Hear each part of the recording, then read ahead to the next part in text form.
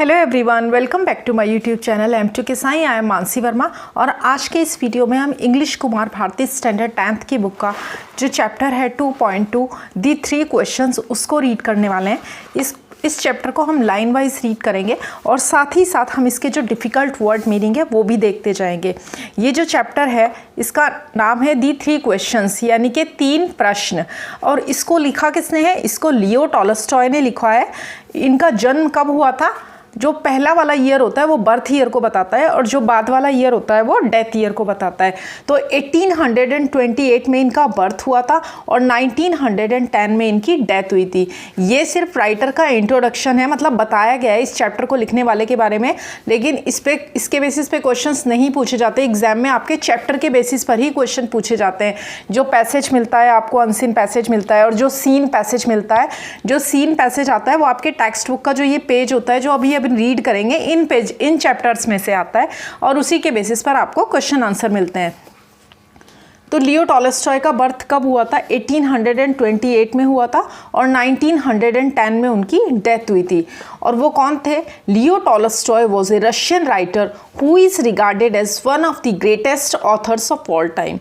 लियो Tolstoy जो थे वो एक रूसी लेखक थे जिन्हें अब तक के सबसे महान लेखकों में से एक माना जाता है। इज रिगार्डेड मतलब माना जाता है as one of the greatest authors. Greatest मतलब जो सबसे महान है, ऑथर्स मतलब जो लेखक है, यानी कि उन्हें अब तक के सबसे महान लेखकों में से एक माना जाता है। He first achieved literary acclaim in his 20s with his semi-autobiographical trilogy Childhood, Boyhood and Youth। उन्हें सबसे पहले मतलब उन्होंने पहली बार अपने 20s में, 20s होता है 20 से लेके 29 तक की जो एज होती है उसे 20s बोलते हैं। और इसमें भी 2 पार्ट होते हैं। जो 20 से लेके 25 तक का होता है उसे अर्ली 20s बोलते हैं और जो 25 के आगे यानी कि 25 से लेके 29 तक का होता है उसे लेट 20s बोलते हैं। तो यहाँ पर सिर्फ 20s लिखा है, मतलब उनको जो अपना पहली बार उन्होंने जो पहली बार अपने 20s में क्या प्राप्त किया था? जो साहित्यिक प्रशंसा प्राप्त की थी। और वो किस लिए उन्होंने प्राप्त की थी? विद इट्स सेमी ऑटोबायोग्राफिकल, अपनी अर्ध आत्मकथा, सेमी होता है हाफ, अपनी अर्ध आत्मकथा के लिए। और वो किताब कैसी थी? जो आत्मकथा थी उनकी थी वो ट्रायोलॉजी थी, मतलब 3 नॉवेल में थी, वो 3 पार्ट में थी, 3 भाग थे उस आत्मकथा के। फर्स्ट पार्ट में क्या था? चाइल्डहुड, जिसमें लियो टॉलस्टॉय ने अपने बचपन के बारे में बताया था। जो दूसरा पार्ट था वो था बॉयहुड, यानी कि लड़कपन, जिसमें उन्होंने अपनी टीनेज वाली जो एज थी उसके बारे में लिखा था। एंड यूथ, और जो लास्ट थर्ड वाला था वो उन्होंने उसमें अपने यूथ एज के बारे में, अपने जवानी के बारे में लिखा था। अपने यूथ एज का जो पीरियड था वो उन्होंने कैसे जिया, क्या क्या किया, वो सब उसमें लिखा था। तो ट्रायोलॉजी मतलब 3 पार्ट में वो जो उनकी नॉवेल थी वो 3 पार्ट में थी। जो उनकी सेमी ऑटोबायोग्राफी थी यानी कि उनकी जो अर्ध आत्मकथा थी वो लियो टॉलस्टॉय की। A parable is a short story with a moral lesson. ये एक पैराबल है। पैराबल वो होती है जैसे आप कह सकते हो कि एक नीति कथा या फिर एक शिक्षाप्रद कथा, जिससे आपको कुछ सीखने के लिए मिलता है, जिससे कोई मॉरल मिलता है लाइफ में। तो जो नीति कथा होती है, जो शिक्षाप्रद कहानी होती है, उनको हम पैराबल बोलते हैं। This parable concerns a king who wants to find the answers to what he considers to be the 3 most important questions in life. और इस पैराबल में, इस कहानी में, मतलब ये जो नैतिक शिक्षा की एक छोटी सी कहानी है, इस पैराबल में आमतौर पर मतलब मानवीय चरित्र होते हैं। और ये जो दृष्टांत है, ये जो पैराबल है, वो एक राजा से संबंधित है जो जीवन में 3 सबसे महत्वपूर्ण प्रश्नों के उत्तर खोजना चाहता है। टू फाइंड द आंसर्स मतलब पाना चाहता है, प्राप्त करना चाहता है। टू व्हाट ही कंसीडर्स, जिसे वो सबसे ज़्यादा महत्वपूर्ण समझता है, उन 3 प्रश्नों के उत्तर वो पाना चाहता है। तो ये हमारा हो गया चैप्टर का इंट्रोडक्शन और हमारे चैप्टर के राइटर का इंट्रोडक्शन। तो चलिए चैप्टर को स्टार्ट करते हैं। ये बहुत प्यारा सा इंटरेस्टिंग जो चैप्टर है जिसे पढ़कर आपको बहुत अच्छा लगेगा। Once a certain king had an idea. Idea होता है विचार। एक बार एक राजा को क्या आया? उसके राजा के दिमाग में एक विचार आया। If he always knew the right time to begin everything. If का मतलब है यदि, कि यदि उसे हमेशा, ऑलवेज मतलब हमेशा, कि यदि वो हमेशा जानता, क्या जानता वो हमेशा? कि सब कुछ शुरू करने का, the right time to begin everything, कि सब कुछ शुरू करने का सही समय क्या है? राइट टाइम मतलब सही समय, उपयुक्त समय क्या है? If he knew who were the right right people to listen to and who to avoid, और यदि वो जानता कि कौन सही लोग हैं, मतलब उसे किसकी बात सुननी चाहिए और किसको अवॉइड करना चाहिए।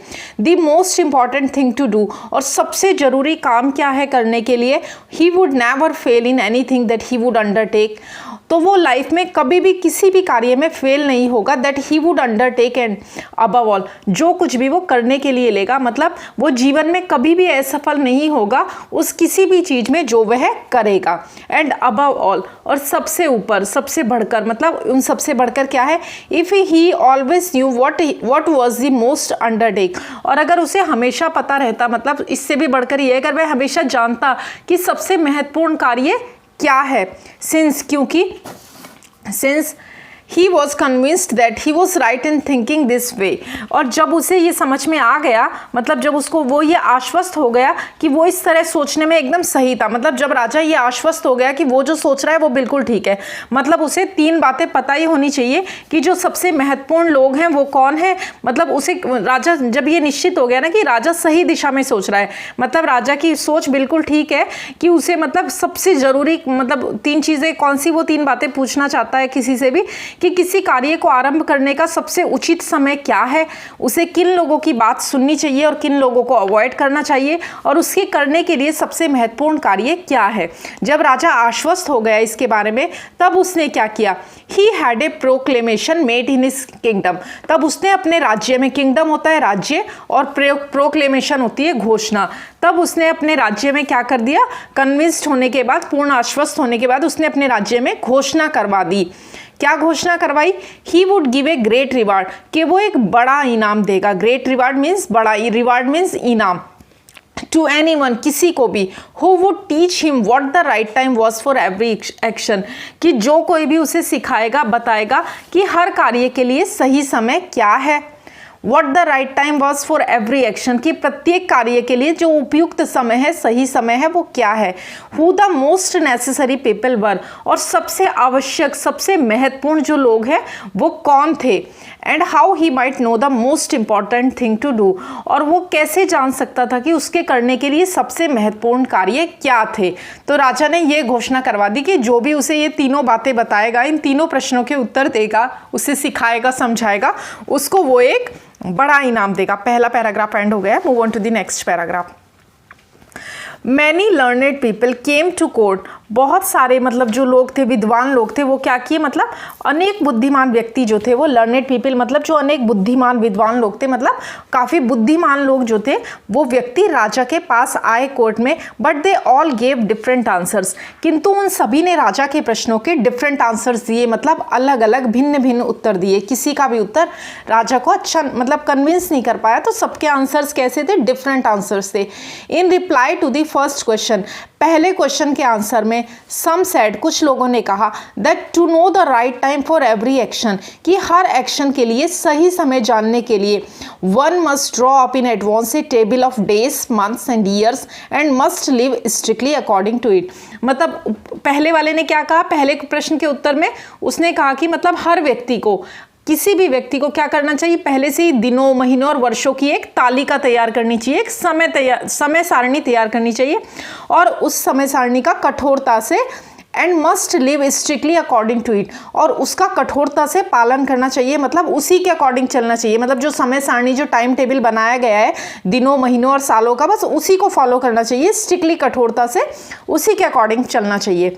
अदर्स डिक्लेयर्ड, और दूसरों ने कहा, that it was impossible to decide beforehand the right time for every action, और दूसरों ने कहा, क्या कहा दूसरों ने, कि इट वॉज इम्पॉसिबल, ये तो बिल्कुल ही असंभव था, टू डिसाइड बिफोर हैंड, कि पहले से, मतलब वो दूसरों ने कहा कि भाई पहले से ही डिसाइड करना तो बहुत ही मुश्किल होगा कि भाई क्या सही समय है कोई भी कार्य को करने का। मतलब हम पहले से कोई भी कैसे डिसाइड कर सकता है कि भाई राजा को कौन सा सही कार्य है जो पहले, मतलब राजा को, कि प्रत्येक कार्य को उचित समय पर राजा करे, तो ये पहले से कोई कैसे डिसाइड कर सकता है, ये इम्पॉसिबल है। But that not letting oneself be absorbed in ideal pastime, ideal pastime होता है मतलब बेकार के कामों में समय बर्बाद करना, लेकिन वो क्या कहता है, लेकिन अपने आप को बेकार की लीलाओं में, बेकार के कामों में बिजी नहीं करना चाहिए, लीन नहीं होने देना चाहिए। एब्जॉर्ब मतलब किसी भी बेकार के काम में बिजी होना, अपने आप को फंसा के रखना। One should always attend to all that was going on and do that was most essential. One should always attend to all that was going on. मतलब हर किसी को हमेशा जो होना होता है ना, जो कुछ चल रहा होता है उसमें सदैव ध्यान देना चाहिए। मतलब उनका कहने का मतलब था कि जो कार्य चल रहा होता है ना उसमें सदैव ध्यान देना चाहिए और फिर उस कार्य को करना चाहिए जो उस समय सबसे अधिक आवश्यक हो। मतलब कि भाई ध्यान देते रहो कि ये चल रहा है, ये चल रहा है, ये चल रहा है, और जो सबसे महत्वपूर्ण हो उसमें आप ध्यान दो। Yet others said that it was impossible for one man to decide correctly the right time for every action and that the king should instead have a council of wise people. और अन्य लोगों ने क्या कहा कि भाई अन्य लोगों ने कहा कि किसी भी एक व्यक्ति के लिए प्रत्येक कार्य के लिए सही समय तय करना जो है वो बहुत ही असंभव था और इसके बजाय राजा को क्या करना चाहिए, राजा को बुद्धिमान व्यक्तियों की एक काउंसिल बनानी चाहिए, एक परिषद बनानी चाहिए। काउंसिल होती है परिषद।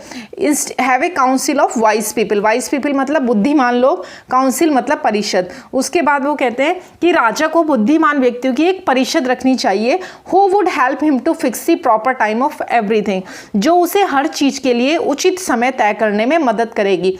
To fix the proper time for everything मतलब वो परिषद क्या करेगी, जो काउंसिल बनाएगा राजा बुद्धिमान लोगों की, वो हर कार्य को उचित समय पर करने के लिए राजा का क्या करेगी, मतलब तय करेगी, उचित समय में तय करने में मदद करेगी कि भाई राजा को इस टाइम ये कार्य करना चाहिए, उस टाइम ये कार्य करना चाहिए, like that. Second paragraph end हो गया है। थर्ड पैराग्राफ पे आते हैं। Equally varied were the answers to the second question. और जो दूसरा क्वेश्चन था उस पर भी सब लोगों ने अलग अलग आंसर दिए। मतलब जो आंसर थे वो दूसरे क्वेश्चन के लिए भी अलग अलग थे। Some said the people the king most needed were his counselors। और कुछ लोगों ने कहा कि राजा को जिन लोगों की सबसे अधिक जरूरत है वो कौन है, were his counselors, वो उसके काउंसलर्स थे, उसके सलाहकार थे। और कुछ अदर्स ने, दूसरों ने क्या कहा कि भाई उसको पुजारियों की सबसे ज़्यादा ज़रूरत थी। अदर्स थी डॉक्टर्स, किसी ने कहा नहीं राजा को सबसे ज़्यादा डॉक्टर्स की ज़रूरत थी। while some said the warriors, कुछ ने कहा कि नहीं राजा को तो सबसे ज़्यादा जो है योद्धाओं की ज़रूरत है, वॉरियर्स की ज़रूरत है जो उसके लिए लड़ाइयाँ करे, दी मोस्ट नेसेसरी। मतलब सब लोगों ने अलग अलग बात कही। किसी ने कहा नहीं भाई king most needed were his counsellor, किसी ने कहा कि राजा को सबसे ज़्यादा अपने जो काउंसलर्स हैं, जो सलाहकार हैं, जो उनकी परिषद है उसकी ज़रूरत है। दूसरों ने कहा उन्हें पुजारियों की ज़रूरत है। तीसरे ने कहा डॉक्टर्स की ज़रूरत है। और अलग लोगों ने कहा कि उन्हें योद्धाओं की ज़रूरत है, ये मोस्ट नेसेसरी है उनके लिए। पेज नंबर 52 एंड हो गया। Move on to the page number 53। To the third question about what was the most important occupation। और तीसरे सवाल के जवाब में कि भाई सबसे ज़रूरी, मतलब सबसे ज़रूरी क्या है, अब सबसे ज़रूरी जो सबसे महत्वपूर्ण था वो क्या था। Some replied that the most important thing in the world was science। और कुछ ने कहा कि संसार में जो सबसे ज़रूरी, जो इम्पॉर्टेंट चीज़ है वो क्या है, वो विज्ञान है। ऑक्यूपेशन होता है व्यवसाय और बिजी रखने के लिए भी यूज़ किया जाता है। Other said it was skill in warfare. और दूसरों ने कहा कि नहीं भाई अगर कोई वारफेयर में यानी कि युद्ध कौशल में निपुण है तो वो बहुत ज़रूरी है। And others again that it was religious worship. और फिर दूसरों ने कहा कि नहीं ये तो धार्मिक पूजा पाठ है।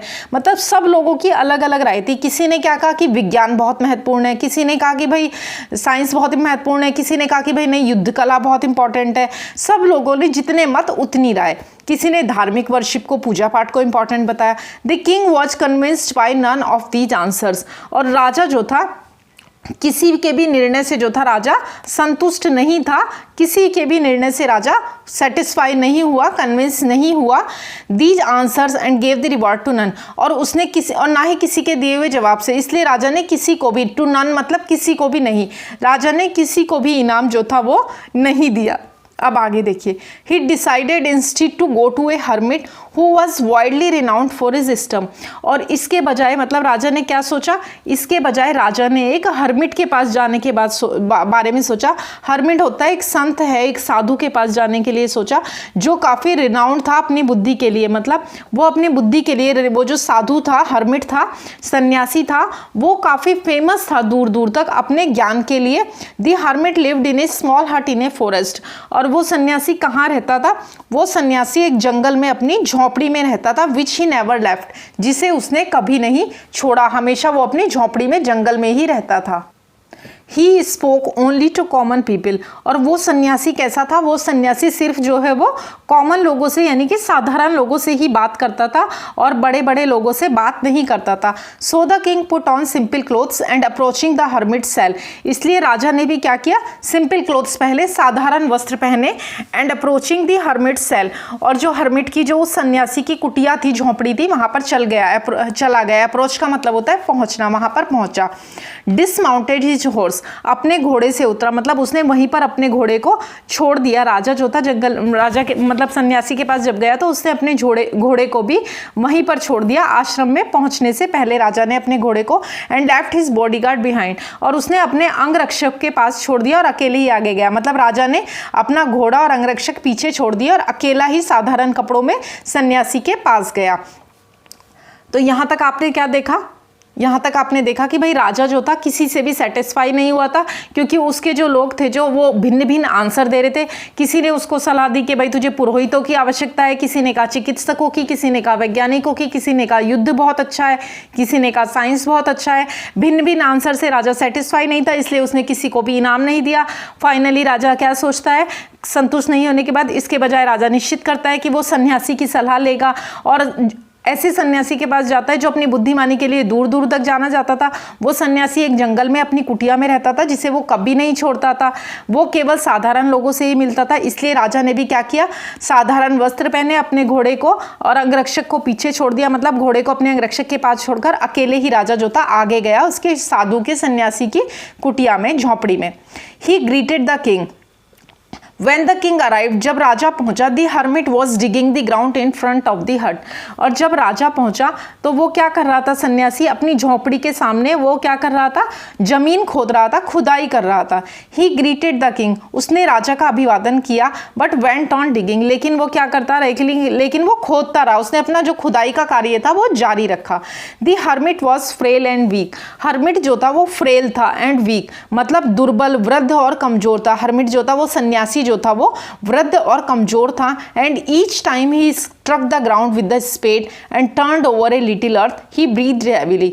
एंड हर बार, एंड ईच टाइम मतलब प्रत्येक बार, ही स्ट्रक द ग्राउंड, जब उसने ग्राउंड पर मतलब जमीन पर उसने क्या किया, फावड़े से प्रहार किया। मतलब फावड़े से मिट्टी की खुदाई करते हैं ना, जैसे फावड़ा जमीन में मारते हैं तो उसके साथ थोड़ी सी मिट्टी भी आती है ना, तो बोला है कि जितनी भी बार मतलब जब उसने मिट्टी खोदी, जमीन खोदी, तो क्या हुआ, and turned over a little earth, और थोड़ी सी मिट्टी पलटी, मतलब थोड़ी सी भूमि पलटी। मतलब फावड़े के साथ जब खुदाई करते हैं तो मिट्टी को निकाल कर उसने पलटा, दूसरी जगह रखा। जब ही ब्रीथ्ड हैवीली, तो वो जोर जोर से सांस लिया। मतलब वो बूढ़ा भी था बेचारा, दुर्बल भी था, frail and week.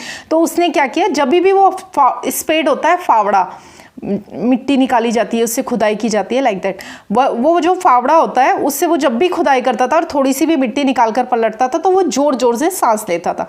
The king went up to him and said, राजा उसके पास गया और बोला, I have come to you wise hermit, मतलब बुद्धिमान सन्यासी, मैं आपके पास आया हूँ to ask you to answer 3 questions, कि मैं आपके पास 3 प्रश्नों के उत्तर प्राप्त करने के लिए आया हूँ। How can I learn to do the right thing at the right time, कि मैं सही वक्त पर सही कार्य करना कैसे जान सकता हूँ। ये राजा का पहला प्रश्न है।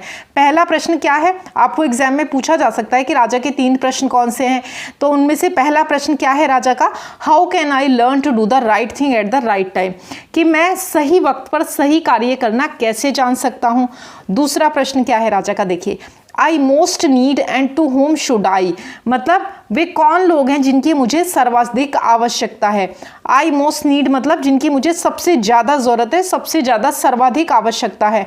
And to whom should I therefore pay most attention, और वो कौन से कार्य हैं, मतलब अब राजा पूछ रहा है कि वो कौन से कार्य हैं जिन पर मुझे सबसे ज़्यादा ध्यान देना चाहिए। And what affairs are the most important and need my first attention, और वो कौन से महत्वपूर्ण कार्य हैं जिन्हें सबसे पहले मुझे ध्यान देना चाहिए, जिनकी तरफ फर्स्ट अटेंशन मतलब मेरा पहला ध्यान उनकी तरफ जाना चाहिए। आगे बढ़ते हैं। The hermit listen to the king but said nothing, उस सन्यासी ने राजा की बात सुनी लेकिन कुछ नहीं बोला। बट सैड नथिंग, लेकिन उसने कुछ भी नहीं बोला। He just spat on his hand and resumed digging, उसने, अब देखो कुछ लोग सोचेंगे कि ये स्पिट की सेकंड फॉर्म है थूकना, स्पिट माने होता है थूकना और स्पैट उसकी सेकंड फॉर्म है, लेकिन नहीं, यहाँ स्पैट जो है उसने क्या लिखा, he just spat on his hand and resume digging. देखिए जब ऐसे हाथ झाड़ते हैं ना एक हाथ को दूसरे हाथ से, मतलब ये वाली साइड से पीछे की तरफ, तो उसको स्पैट बोलते हैं। तो he just spat on his hand मतलब उसने अपना हाथ झाड़ा, झटका, उस पर धूल लगी होगी या पानी, जब हम कोई काम करते हैं तो हाथों में मॉइस्चर भी तो आ जाता है ना थोड़ा, तो वो कह रहा है he just spat on his hand and resume digging. उसने अपने हाथ झाड़े। आप ताली बजाने के लिए भी स्पैट का यूज किया जाता है, मतलब ऐसे दोनों हाथों को किया होगा धूल झाड़ने के लिए, तो he just spat on his hand and resume digging. उसने दोनों हाथ अपने झाड़े और क्या किया, वापस से खुदाई शुरू कर दी। The king watched in silence for a while, और राजा ने क्या किया, राजा ने ऐसे ही चुपचाप कुछ पल के लिए देखा। देन तब feeling sorry for the hermit is sad, तब राजा के लिए मतलब उसे अच्छा नहीं लगा, थोड़ा सा राजा को लगा बेचारा बूढ़ा आदमी कब से काम कर रहा है, वो मतलब उसको सॉरी फील हुआ, खेद फील हुआ उसके लिए। तब राजा क्या कहता है, यू आर टायर्ड, आप थक गए हैं, let me take the spade and work a while for you, लाइए फावड़ा मुझे दीजिए और मुझे आपके स्थान पर कार्य करने दीजिए। The hermit silently handed over the spade and sat down on the ground, और वो जो सन्यासी था उसने क्या किया, हैंड ओवर कर दिया, मतलब राजा को फावड़ा देते हुए सन्यासी ने कहा, और सन्यासी जो था वो ग्राउंड पर आराम से भूमि पर जमीन पर बैठ गया। When he had dug 2 beds, और जब राजा 2 बेड्स होती है क्यारियाँ जिनमें पौधे बोए जाते हैं ना, वो वाली जो क्यारियाँ होती हैं ना, फील्ड्स में भी बनती हैं, और क्यारी जो होती है ना फील्ड्स में कुछ उगाने के लिए बनाई जाती है, उनको बेड्स बोलते हैं। When he had dug 2 beds, और जब वो 2 क्यारियाँ खोद चुका था, द किंग स्टॉप्ड, तो वह रुका, एंड रिपीटेड हिज क्वेश्चन, और फिर से उसने अपने क्वेश्चंस को रिपीट किया, मतलब दोबारा से उसने हर्मिट से अपने क्वेश्चन पूछे। The hermit again gave no answer, और उस हर्मिट ने क्या किया, और सन्यासी ने फिर से कोई उत्तर नहीं दिया। बट रोज, लेकिन वो खड़ा हो गया, stretched out his hand for the spade and said, और उसने वो खड़ा हो गया और राजा की तरफ हाथ फैलाया उसने फावड़ा मांगने के लिए। मतलब वो राजा, अब वो राजा से क्या कहेगा, देखिए, now rest while and let me work A bit, अब वो राजा से कहता है अब आप आराम करें और मुझे कार्य करने दे। मतलब हर्मिट ने, सन्यासी ने राजा के प्रश्न का कोई उत्तर नहीं दिया, और उन्होंने राजा से उल्टा क्या कहा कि आप अपना फावड़ा मुझे दे दें, अब मतलब फावड़ा मुझे दे दो, अब मुझे कार्य करने दो और आप आराम करो। But the king did not give him the spade and continue to dig, किंतु राजा ने उसे फावड़ा नहीं दिया, और खुदाई जो थी वो, मतलब जो डिगिंग का काम था, डिगिंग होता है खुदाई करना, अभी मैंने ऊपर बताया था आपको, और राजा ने जो डिगिंग का काम था, खुदाई करने का काम था, उसे जारी रखा। टू डिग, ये इन्फिनेटिव है। देखिए एग्जाम में हमेशा इन्फिनेटिव का क्वेश्चन आता है कि सेंटेंस में इन्फिनेटिव का पता लगाओ, बताओ कहाँ है। तो डिग माने होता है खोदना, डिग है वर्ब की फर्स्ट फॉर्म, वर्ब की फर्स्ट फॉर्म से पहले जब टू आता है तो इन्फिनेटिव होता है। जहाँ भी आपको वर्ब की फर्स्ट फॉर्म से पहले टू मिल जाए वो आपका इन्फिनेटिव होता है, लेकिन वर्ब की फर्स्ट फॉर्म ही होनी चाहिए, V1 होनी चाहिए, न कि V2 और V3। टू डिग मतलब खोदना, टू प्ले मतलब खेलना, टू रीड मतलब पढ़ना, वही इन्फिनेटिव के एग्जाम्पल्स हैं।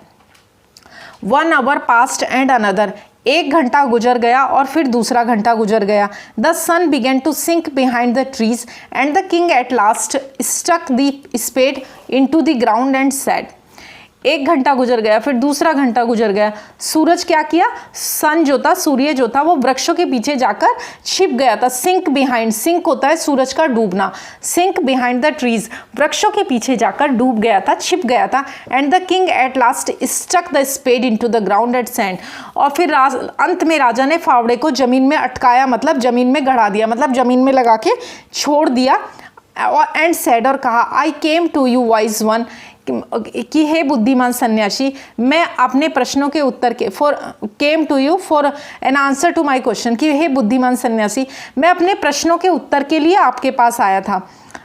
If you can give me none, अगर आप मुझे, मतलब वो कह रहा है कि अगर आप मुझे उत्तर नहीं दे सकते हैं, प्लीज़ से सो, तो मुझे ऐसा बता दें आप। आई विल गो होम, तो मैं घर वापस चला जाऊंगा। हियर कम समवन रनिंग, और तभी अचानक से कोई व्यक्ति दौड़ता हुआ आता है। समवन रनिंग, रनिंग मतलब दौड़ते हुए, मतलब हियर कम समवन रनिंग, तभी कोई दौड़ते दौड़ते आता है। सेड द हर्मिट, सन्यासी ने कहा, let us see who it is, आओ देखते हैं कौन आ रहा है, मतलब कौन है ये। The king turned round and saw a bearded man come running out of the forest. राजा पीछे की ओर घूमा और एक दाढ़ी वाले व्यक्ति को उनकी तरफ दौड़कर आते हुए देखा। बियर्डेड मैन मतलब दाढ़ी वाले व्यक्ति को, बियर्डेड मैन मतलब दाढ़ी वाले व्यक्ति को उनकी तरफ दौड़कर आते हुए देखा। जंगल से बाहर मतलब जंगल से निकलकर कोई दौड़कर उनकी तरफ आ रहा था। The man held his hands, आगे सेंटेंस आगे के पेज पे कंप्लीट होगा, पेज नंबर 53 है, एंड हो गया, पेज नंबर 54 पर चलते हैं। The man held his hands pressed against his stomach. अब उस व्यक्ति ने क्या कर रखे थे, उसने अपने हाथ से अपना पेट को जो था दबा रखा था। उस व्यक्ति ने जो कहाँ से आ रखा था, जो जंगल से निकलकर दौड़ता हुआ उन लोगों की तरफ आ रहा था, उसने अपने हाथों से अपने पेट को दबा रखा था। And blood was flowing from under them, और उसके हाथों के नीचे से जो था रक्त जो था, खून जो था वो बह रहा था। When he reach the king, जब वो राजा के पास पहुंचा, he fainted and fell to the ground moaning feebly. जब वो राजा के पास आया तो क्या हुआ, वो बेहोश हो गया तथा जमीन पर गिर गया। अब राजा ने और the king and the hermit unfastened the man's clothing. अब राजा और सन्यासी ने क्या किया, अनफास्टन मतलब खोला। अब राजा और सन्यासी ने क्या किया, उस व्यक्ति के जो कपड़े वो उसने पहने हुए थे उनको अनफास्टन किया, मतलब उसके कपड़े जो थे, वस्त्र जो थे वो उनको खोला। There was a large wound in his stomach, और उन्होंने क्या देखा कि उसके पेट में एक बड़ा घाव था। वाउंड होता है, इसे वुंड भी बोलते हैं। एक बड़ा घाव था इन हिज स्टमक, उसके पेट में। द किंग वॉश्ड इट, राजा ने इसे धोया, as well as he could, जितना वो कर सकता था। एंड बैंडेज्ड इट, और इस पर पट्टी की। It was with his handkerchief and a towel the hermit had, और ये किससे था, मतलब एक टॉवल और एक रुमाल। एक रुमाल, राजा ने घाव को साफ किया और इसे अपने रुमाल से ढक दिया। But the blood would not stop flowing, लेकिन जो रक्त था वो फिर भी नहीं रुका। रक्तस्राव जो था, मतलब रक्त का जो बहना था, वो खून का बहना नहीं रुका। And the king again and again remove the bandage soaked with warm blood and washed and rebandage the wound. और राजा ने क्या किया, राजा ने बार बार उसे, मतलब जो खून से भर गया था कपड़ा, बार बार उसे हटाया और पुनः बार बार मरहम पट्टी की, जब तक कि When at last the blood stopped flowing, जब तक कि लास्ट में, अंत में क्या हुआ, फिर खून बहना जो था वो बंद हो गया। फ्लोइंग मतलब बहना, ब्लड मीन्स खून, स्टॉप मीन्स रुक गया। जब तक कि मतलब लास्ट में फिर क्या हुआ, खून का बहना जो था वो बंद हो गया। The man revived and asked for something to drink, आदमी को आराम आया और उसने कुछ पीने को मांगा। समथिंग, देखिए फिर से इन्फिनिटिव आया, टू ड्रिंक, पीने के लिए, और उसने कुछ पीने के लिए मांगा। The king brought some fresh water, bring की सेकेंड फॉर्म में brought. The king brought some fresh water and gave it to him, राजा कुछ साफ जल लेकर आया और उसने उसे पीने के लिए दिया। फ्रेश वाटर मतलब साफ ताजा जल लेकर आया और उसने उसे पीने के लिए आदमी को दे दिया। Next paragraph, meanwhile the sun had set and it had become cool, और इसी बीच क्या हो गया था, सूरज अस्त हो चुका था और ठंडी हवा बह रही थी, मतलब ठंडा हो गया था। इट हैड बिकम कूल, ठंडा हो गया था। So the king with the hermits help carried the bounded man into the हट। अब राजा जो था, क्या किया राजा ने, राजा सन्यासी की सहायता से उस घायल व्यक्ति को झोंपड़ी के अंदर ले गया। The man lay their quietly with his eyes closed, और वो व्यक्ति जो था वहाँ अपनी आंखें बंद करके ली और आराम से शांति से लेट गया। बाय नाउ, अब तक the king was so tired after his walk, और अब तक राजा जो है, मतलब राजा भी बुरी तरह से थक गया था, क्योंकि पैदल चलने से तथा कार्य करने से राजा जो था वो बुरी तरह से थक गया था। दिन भर से जब से राजा आया था वो क्या कर रहा था, वो क्यारियां, बेड्स खोद रहा था और पैदल चल के आया था और पैदल भी चल रहा था। That he lay down himself and fail asleep, कि वो भी नीचे लेट गया और उस फर्श पर लेट गया और उसे भी जोर की गहरी नींद आ गई। फेल एस्लीप मतलब वो भी सो गया। When he awoke in the morning, और जब वो सुबह में सोकर उठा, it took him some time to remember where he was and who was the strange bearded man lying by his side and gazing intently at him. Intently का मतलब होता है very attentively, मतलब बहुत ध्यान से, उत्सुकता पूर्वक। अगली सुबह जब वो उठा, it took his some time to remember, तो कुछ उसे याद करने में कुछ समय लगा। क्या याद करने में, दैट वेयर ही वाज, कि वो कहाँ था, एंड हु वाज द, और वो स्ट्रेंज, और वो अजनबी, स्ट्रेंज बियर्डेड मैन, जो अजनबी दाढ़ी वाला व्यक्ति था जो लेटा हुआ था उसके साथ में, वो उसके ऊपर गेज कर रहा था, इंटेंटली एट हिम, मतलब दृष्टि लगा के उसको देखे ही जा रहा था, नज़र गड़ा के। मतलब राजा सोचता है कि भाई ये कौन व्यक्ति है जो, मतलब कौन व्यक्ति था जो उसकी तरफ देखे ही जा रहा था। अब आगे देखिए, फॉरगिव मी, मुझे क्षमा कर दें, said the bearded man in a week voice, बहुत ही कमज़ोर आदमी, कमज़ोर आवाज़ में, वीक वॉइस मतलब कमज़ोर आवाज़ में उस व्यक्ति ने क्या कहा, क्षमा मांगी। फॉरगिव मी मतलब मुझे माफ़ कर दीजिए। When he saw that the king was awake and was looking at him, जब उसने देखा कि राजा उठ गया था, जाग गया था और उसकी तरफ देख रहा था. I don't know you, अब राजा कहता है I don't know you and I have nothing to forgive you for, said the king. तब राजा ने कहा आप मुझे, मतलब वो राजा ने कहा कि भाई मैं तो आपको नहीं जानता हूँ और किस बात के लिए मैं आपको क्षमा करूँ, मैं तो वो बात भी नहीं जानता हूँ. अब वो आदमी क्या कहेगा सुनिए. यू डू नॉट नो मी, अब वो राजा से कहता है कि आप मुझे नहीं जानते हैं, बट आई नो यू, लेकिन मैं आपको जानता हूँ.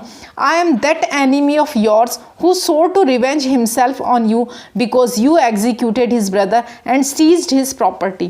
अब वो कहता है कि मैं आपका वो शत्रु हूँ जिसने आपसे बदला लेने की, सोर मतलब कसम खाई थी, जिसने आपसे, रिवेंज होता है बदला लेना, जिसने आपसे बदला लेने की क्या करी थी, कसम उठाई थी, क्योंकि आपने मेरे भाई को क्या किया था, मृत्यु दंड दे दिया था. Because you executed his brother and seized his property, आपने मेरे भाई को मृत्यु दंड दे दिया था और उसकी संपत्ति सीज कर ली थी, छीन ली थी. I knew you had gone alone to see the hermit and I resolved to kill you on your way back.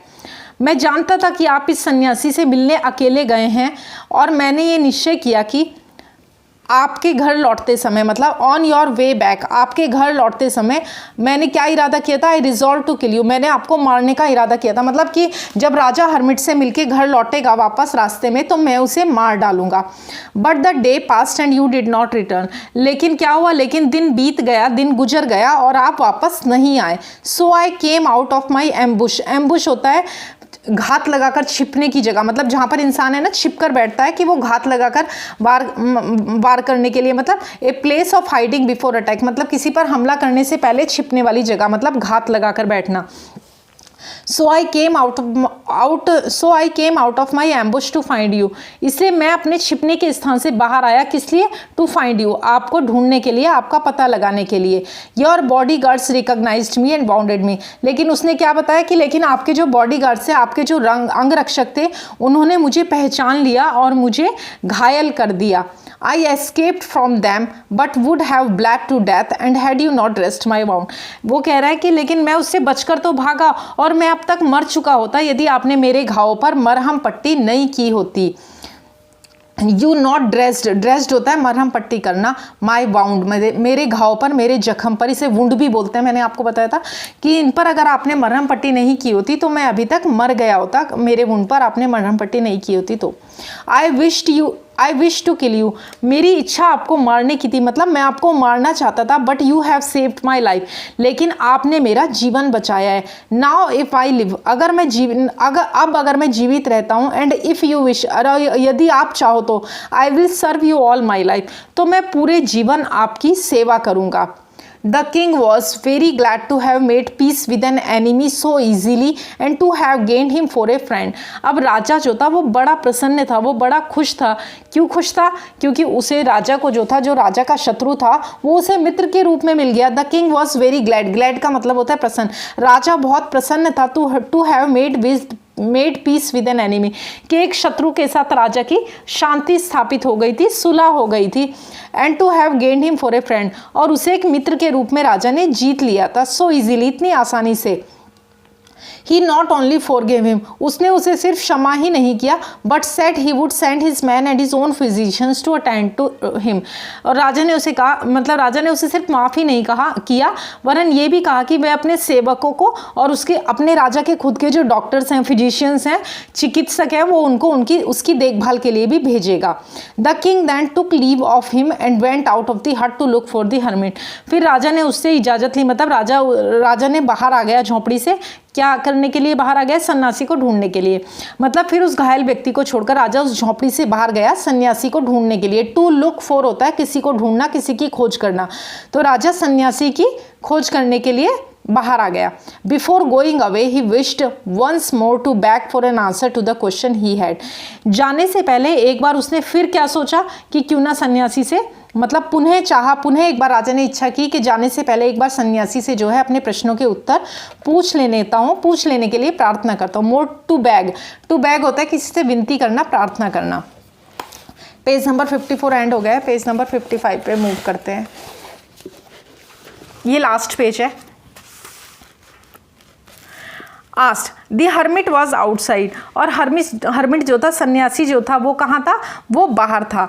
On his knees sowing seeds in the beds that had been dug the day before, और जो एक दिन पहले जो क्यारियाँ खोदी गई थी उन पर अपने ऑन हिज नीज मतलब अपने घुटनों के बल बैठकर, सोइंग मतलब बो रहा था, उगा रहा था, सीड्स होते हैं बीज, और घुटनों के बल बैठकर वो क्या कर रहा था, जो एक दिन पहले क्यारियाँ खोदी गई थी, the beds that had been dug the day before, the day before मतलब एक दिन पहले जो क्यारियाँ खोदी गई थी वो उनमें घुटनों के बल झुककर क्या कर रहा था, बीज बो रहा था। The king approached him and said, राजा उसके पास, सन्यासी के पास गया और बोला, for the last time I pray you to answer my questions wise man. वो कहता है अंतिम बार, राजा कहता है कि अंतिम बार मैं जो है वो आपसे प्रार्थना करता हूँ बुद्धिमान व्यक्ति, कि मेरे प्रश्नों के आप है ना उत्तर दे दीजिए। राजा किससे कह रहा है, सन्यासी से राजा जो है वो प्रे कर रहा है कि आप मेरे प्रश्नों के उत्तर दे दीजिए। अब सन्यासी कहता है you have already been answered, कि आपके प्रश्नों के जो उत्तर हैं वो पहले ही दिए जा चुके हैं। ऑलरेडी मतलब पहले ही, you have already been answered passive voice है, you have already been answered, आपके प्रश्नों के उत्तर पहले ही दिए जा चुके हैं। सेड दी हर्मिट, सन्यासी ने कहा, still crouching on his thin legs, still crouching मतलब अभी भी, क्राउचिंग झुके हुए मतलब अभी भी वो अपनी पतली टांगों पर जैसे बैठा हुआ था वैसे ही झुककर बैठे हुए उसने क्या किया, लुकिंग अप, क्राउचिंग देखिए बेंडिंग दिया हुआ है यहाँ पर, क्राउचिंग मतलब बेंडिंग मतलब वैसे ही झुके हुए अपनी पतली टांगों पर, and looking up at the king who stood before him, और राजा की तरफ देखते हुए, मतलब सन्यासी नीचे जमीन पर झुका हुआ था ना, अपने पैरों पर ऊपर दिखाया गया था कि घुटनों के बल बैठा हुआ है, कि वैसे ही जमीन पर झुकते हुए तथा राजा की तरफ देखते हुए सन्यासी ने कहा, हु स्टूड बिफोर हिम, जो उसके सामने खड़ा था, मतलब राजा सामने खड़ा था ना सन्यासी के। What do you mean asked the king, अब राजा पूछता है क्या मतलब है आपका, मतलब क्या आशय है आपका, आपने मेरे प्रश्नों के उत्तर दे दिए, मतलब क्या आशय आपका, कब दे दिए। Do you not see, replied the hermit, क्या, अब वो कहता है क्या आपने नहीं देखा, क्या आप नहीं समझ रहे हैं, डू यू नॉट सी मतलब आपने नहीं देखा, आप नहीं समझ रहे हैं क्या। रिप्लाइड द हर्मिट, उस सन्यासी ने उत्तर दिया, if you had not pitied my weakness yesterday and stayed to dig these beds for me, you should have gone back and been killed by that man. राजा कहता है, उस सन्यासी ने उत्तर देते हुए कहा कि यदि कल आपने मेरी कमजोरी पर, यू हैव नॉट पिटीड, पिटी होती है दया करना, यू हैव नॉट पिटीड, पिटी को वर्ब बनाया गया, पिटी का मतलब होता है दया करना, और यहाँ पिटी की सेकंड फॉर्म है pitied. If you had not pitied my weakness, कि यदि कल आपने मेरी कमजोरी पर दया नहीं की होती yesterday, and stayed to dig these beds for me, और मेरे लिए ये क्यारियाँ नहीं खोदी होती, तो मतलब राजा रुक गया था ना उसकी सहायता करने के लिए सन्यासी की, और वो सन्यासी के लिए वो क्यारियाँ जो थी राजा ने खोदी थी, तो आप यहाँ से जा चुके होते, you would have gone back, तो आप वापस जा चुके होते, and been killed by that man, और उस व्यक्ति के हाथों मारे जा चुके होते। So the most important time was when you were digging the beds, तो अब वो कह रहा है तो सबसे जरूरी समय क्या था, जब आप क्यारियाँ खोद रहे थे। And I was the most important man and to do me good was your most important business, और मैं सर्वाधिक महत्वपूर्ण व्यक्ति था और मेरे कल्याण के कार्य करना आपके लिए सर्वाधिक महत्वपूर्ण कार्य था। Afterwards the most important time was when you were attending to that man, और उसके बाद सबसे महत्वपूर्ण कार्य क्या था, when you were attending to that man, जब आप उस व्यक्ति की सेवा कर रहे थे, देखभाल कर रहे थे, उसे मरहम पट्टी कर रहे थे। फॉर, क्योंकि यहाँ पर फॉर का मतलब लिए नहीं है, क्योंकि ये for. If you had not bound his wounds, यदि आपने उसके घाव पर मरहम पट्टी नहीं की होती, ही वुड हैव डाइड, तो वो मर गया होता, without having made peace with you, मतलब बिना आपके साथ शांति स्थापित किए ही वो व्यक्ति मर गया होता। अगर राजा ने, क्योंकि उसको बहुत ज़्यादा ब्लीडिंग हो रही थी, बहुत ज़्यादा उसका खून बह रहा था उसके घाव से, जख्म से जो पेट में था, तो सन्यासी कह रहा है कि अगर आपने उसकी मरहम पट्टी नहीं की होती तो आपके साथ बिना शांति स्थापित किए ही वह व्यक्ति जो था वो मर जाता। So he was the most important man, इसलिए उस समय वो सबसे महत्वपूर्ण व्यक्ति था। And what you did for him was your most important business, और जो कुछ भी आपने उसके लिए किया वह सर्वाधिक महत्वपूर्ण कार्य था। रिमेंबर देन, याद रखो, there is only one time that is important now, कि एक ही समय सबसे महत्वपूर्ण है। याद रखना कि केवल एक समय ही महत्वपूर्ण होता है, और वह समय है अब, नाउ, मतलब इसी मोमेंट को जीना सबसे महत्वपूर्ण है। वो राजा से कह रहा है कि याद रखना केवल एक समय ही महत्वपूर्ण होता है और वह समय है अब, वर्तमान। It is the most important time. ये सबसे महत्वपूर्ण समय है, सर्वाधिक महत्वपूर्ण समय है, because it is the only time when we have any power. क्योंकि यही वह समय है जिसमें हम कुछ कर सकने की हमारे पास क्षमता होती है। वी हैव एनी पावर, जब हमारे पास कुछ कर सकने की क्षमता होती है। The most necessary person is the one with whom you are. और सर्वाधिक महत्वपूर्ण व्यक्ति वह होता है जिसके साथ आप एक विशेष समय रह रहे होते हैं, मतलब जिसके साथ आप उस समय होते हैं। सपोज हम रोड पे कहीं जा रहे हैं ना, वहाँ पर किसी व्यक्ति का एक्सीडेंट हो गया है और उस समय हम उसे उठाते हैं, उसकी कोई हेल्प करते हैं, तो वो मोस्ट इंपॉर्टेंट हेल्प होगी उसके लिए, न कि बाद में जब वो हॉस्पिटल चला जाए उसके बाद हम उसके लिए फूलों का बुके और फल लेके जाएं। क्या पता वो जीवित रहेगा या नहीं। इट मीन्स वही समय सबसे महत्वपूर्ण होता है जब हम किसी के काम आ सकें। For you do not know whether you will ever have dealings with anyone else। क्योंकि ये कोई नहीं जानता कि भविष्य में क्या होगा, और यह कि क्या आप किसी अन्य व्यक्ति से मिल भी पाएंगे या नहीं। Will ever have dealings with anyone else मतलब कि क्या आप किसी अन्य व्यक्ति से मिल भी पाएंगे। डीलिंग मतलब यहाँ पर मिलने की सेंस में लगा है कि किसी से आप कभी मिल भी पाएंगे और किसी से। And the most important thing is to do this person good. और सर्वाधिक महत्वपूर्ण कार्य होता है कि हम उस व्यक्ति का भला करें। To do this person good, कि हम उस व्यक्ति का कुछ भला करें। बिकॉज क्योंकि for that purpose alone were you sent into this life. क्योंकि हमें इस संसार में केवल इसी उद्देश्य के लिए भेजा गया है कि हम किसी का कुछ भला कर सकें, किसी के किसी काम आ सकें। लियो टॉलस्टॉय। आपका चैप्टर एंड हो गया है। चैप्टर का नाम था दी 3 क्वेश्चंस। इस चैप्टर को मैंने लाइन वाइज एक्सप्लेन किया है, साथ ही डिफिकल्ट वर्ड्स के मीनिंग भी आपको बताएं। इसके अलावा अगर कोई और भी क्वेरी हो, कोई वर्ड का मीनिंग आपको क्लियर ना हुआ हो और कोई आपकी और भी क्वेरी हो, तो आप मुझे कमेंट बॉक्स में लिख सकते हैं। मैं आपके क्वेश्चन का वहीं पर आंसर कर दूंगी। Thank you very much. इस चैप्टर से रिलेटेड जो भी क्वेश्चन आंसर हैं आपके, वो हम हमारे नेक्स्ट वीडियो में करेंगे। वीडियो अच्छा लगा हो तो इसे लाइक करें, अपने फ्रेंड्स के साथ शेयर करें और ऐसे और यूजफुल वीडियोज़ के लिए मेरे चैनल M2 के साई को सब्सक्राइब करें। Thank you for watching. Thank you.